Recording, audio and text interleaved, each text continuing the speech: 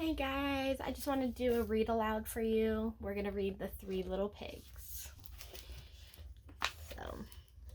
And this is retold by Kath Jewett. So we have The Three Little Pigs.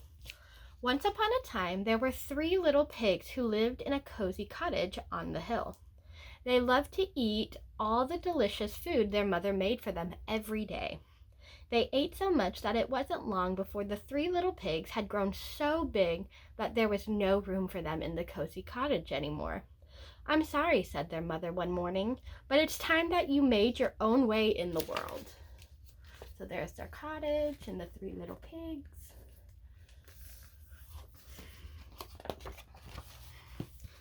So the very next day, the three pigs left home. "Don't forget to watch out for the big bad wolf," called their mother as she waved goodbye. "He'll eat you for supper, so you'll need to build a big, fine, strong house as quickly as you can to keep him away." "Don't worry, Ma," they oinked. "We can look after ourselves." And the three little pigs trotted off down the hill, each taking a different path.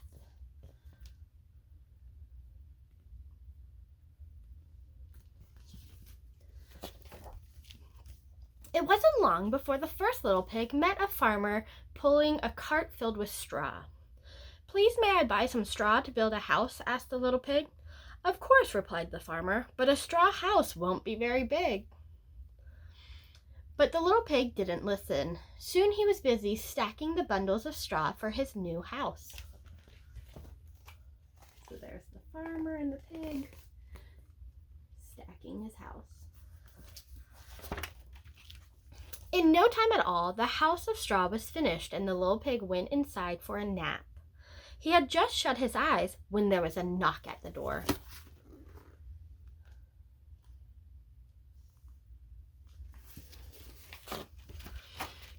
It was the big bad wolf, and he was hungry. Little pig, let me in," growled the wolf. "No," cried the little pig, "not by the hair on my chinny chin chin." "Then I'll huff, and I'll puff, and I'll blow your house down," laughed the wolf. And that's just what he did. Huff, puff, whoosh. So there's the big bad wolf, and he's blowing down his house. Meanwhile, the second little pig was walking along the road when he saw a woodcutter piling up sticks. "Please, may I buy some sticks?" he asked politely. "I want to build a house." "Of course," answered the woodcutter, "but a house made of sticks will soon fall down."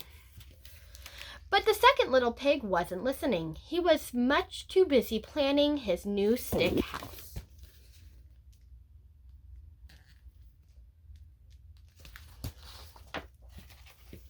Soon the house was finished, and the little pig had just sat down to rest when there was a knock on his door. It was the big bad wolf, and he was even hungrier now. Little pig, let me in," he growled. "No way, not by the hair on my chinny chin chin," cried the second pig. "Then I'll huff, and I'll puff, and I'll blow down your house," cried the wolf. And that's exactly what he did. Huff, puff, whoosh.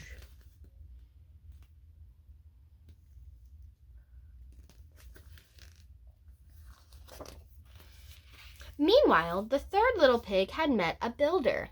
"Please, may I buy some of your bricks to build my house?" he asked. "Of course," replied the builder. A fine, strong house of bricks will last forever." The third little pig took the builder's advice. He would build the strongest house in the land. Finally, after a hard day's work, the house was finished. It had 4 strong walls of brick, a tiled roof, a sturdy wooden door, and a large fireplace with a chimney.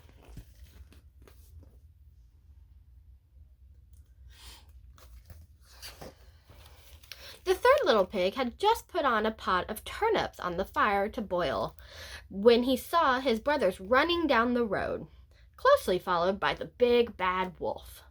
"Quickly," cried the third little pig, "hide in here." So they're running down the path, and there's his house. You see his turnips cooking.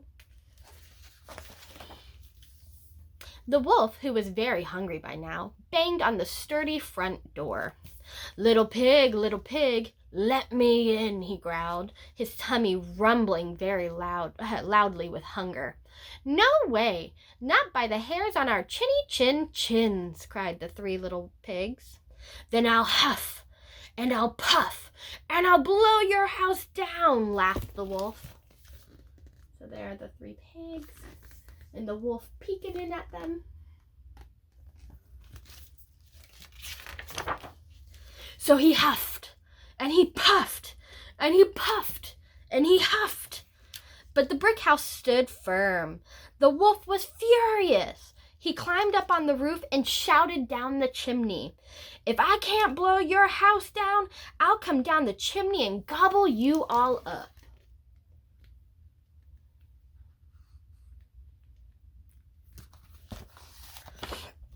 The big bad wolf jumped and landed on a huge splash, with a huge splash, and the pots of turnips boiling on the fire below.